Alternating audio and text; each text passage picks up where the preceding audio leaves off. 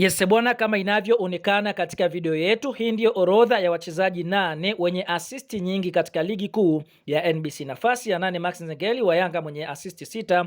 Nafasi ya 7 Duke Abuya wa Yanga mwenye asisti 6.